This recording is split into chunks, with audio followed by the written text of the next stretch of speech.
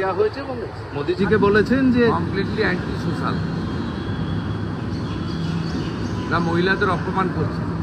কারণ উনি তো সিঁদুর মুছতে ভালোবাসেন। হরগোবিন্দ দাস, চন্দন দাসের সিঁদুর তো উনি মুছেছেন, উনার মেহবুব আলম মুছিয়েছে।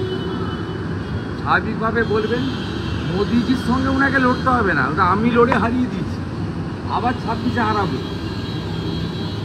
মোদিজির সঙ্গে কি লড়বেন? মোদিজি একটা গঙ্গা, মহাসমুদ্র, আর উনি কালীঘাটের নালা। উনি কার সঙ্গে কার তুলনা করছেন? আমি হারিয়ে দিয়েছি, আমার সঙ্গে লড়ুন, তারপরে মোদিজি। উনি বলছেন যে সিঁদুর আপনি তো আপনার স্ত্রীকেই পরাননি কখনো, সিঁদুর সবসময় স্বামীর হাত থেকে স্ত্রীকে নিতে হয়, তো মোদিজি তো নিজেই পরান। উত্তরটা দীপক ঘোষের বইতে পাবেন।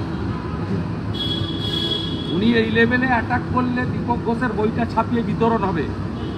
আমি ওনাকে সাবধান করছি, দীপক ঘোষের বইটা আমরা ছাপিয়ে বিতরণ করব, এই লেভেলে নামবেন না। কালকেই বলছেন যে নির্বাচন করুন, এই যে অপারেশন বেঙ্গল বলছেন, কালকেই ক্ষমতা থাকে নির্বাচন করুন। আর নির্বাচন রাষ্ট্রপতি শাসনে হলে 200 সিটে আসবে, উনি থার্ড হবেন, অন্যরা সেকেন্ড হবে। পাঞ্জাবে কংগ্রেসের যে অবস্থা হয়েছে, ইনার অবস্থা তাই হবে। ভোট হয় নাকি পশ্চিমবঙ্গে? পশ্চিমবঙ্গে ভোট হয়। আজকেও নরেন্দ্র মোদী সভায় আসার সময় কোচবিহারে সীতাই শীতলকুচিতে 25টা বাস ভেঙেছে।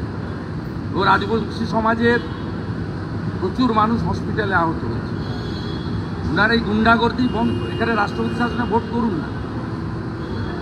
আজকে প্রধানমন্ত্রী যা বললেন তাতে আপনারা কর্মীরা কিভাবে উজ্জীবিত হলেন? প্রধানমন্ত্রী ফিক্স করে দিয়েছেন এজেন্ডা, পাবলিককেও বলে দিয়েছেন।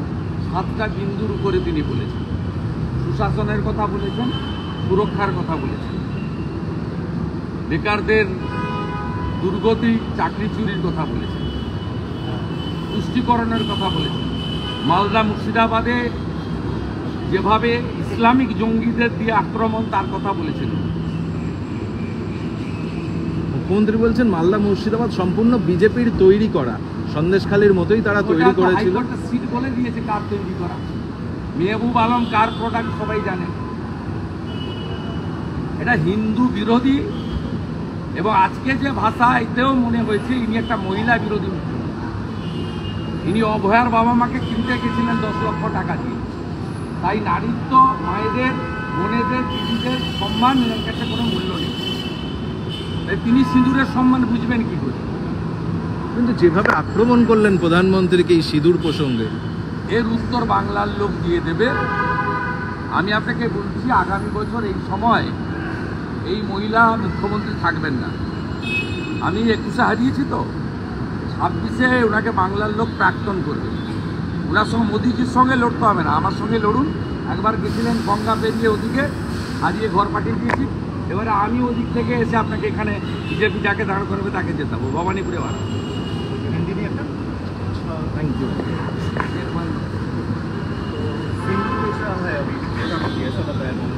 ये बहुत घटिया राजनीतिक बात है।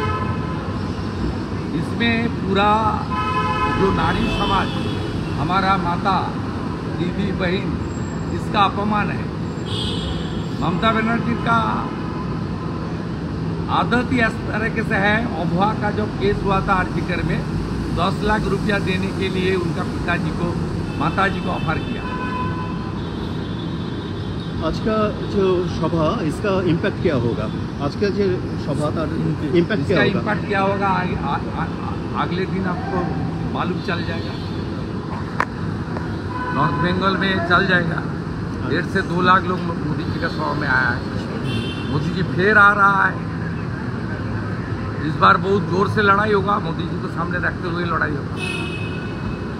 नेक्स्ट इलेक्शन का रिजल्ट कैसा होगा? रिजल्ट तो बाद में होगा।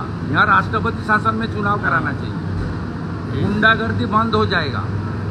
जनता अपने मतदान अपनी सोच और विचार से करेगा।